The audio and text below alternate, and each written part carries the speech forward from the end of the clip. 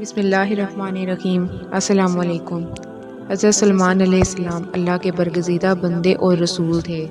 اللہ تعالیٰ نے آپ کو بہت سے معجزات سے نوازا ہوا تھا، جس میں ہواؤں پر حکومت، سمندر پر حکومت، انسانوں پر حکومت اور یہاں تک کہ آپ کو جنات پر بھی حکومت دی گئی تھی۔ حضرت سلیمان علیہ السلام آسمان و زمین کے درمیان ہوا میں اڑا کرتے تھے۔ چنانچہ ایک دن جب کسی گہرے سمندر میں ان کا گزر ہوا تو دریا میں ہولناک موجیں اٹھیں۔ دیکھ کر ہوا کو پھیل جانے کا حکم دیا اور جناتوں کو دریا میں غوطہ لگا کر نیچے کا حال معلوم کرنے کا کہا۔ جب حضرت سلیمان علیہ السلام کے حکم سے جنوں نے دریا میں غوطہ لگایا تو اس میں موتی کا ایک ایسا چمکدار کعبہ دیکھا جس میں کوئی دروازہ نہ تھا۔ حضرت سلیمان علیہ السلام کو اس کی خبر دی گئی تو انہوں نے اس کعبہ کو سمندر سے لانے کا حکم فرمایا۔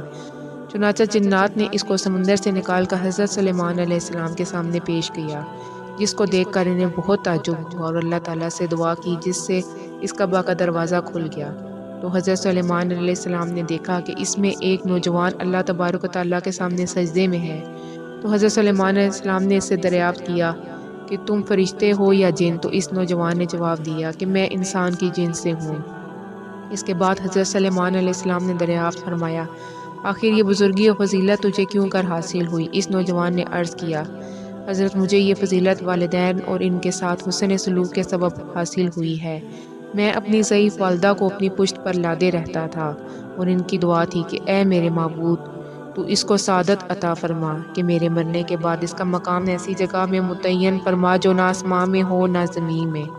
چنانچہ والدہ ماجدہ کے انتقال کے بعد جب میں ایک دریا کے کنارے گھوم رہا تھا تو میں نے سفید موتی کا ایک کعبہ دیکھا۔ جب میں اس کے پاس پہنچا تو اس کا دروازہ کھل گیا اور میرے اندر داخل ہونے کے بعد قدرت الہی سے خود بخود بند ہو گیا۔ مجھے نہیں معلوم کہ اب زمین میں ہوں یا آسمان میں یا ہوا میں، اللہ تعالیٰ اسی میں مجھے رزق عطا فرما دیتا ہے۔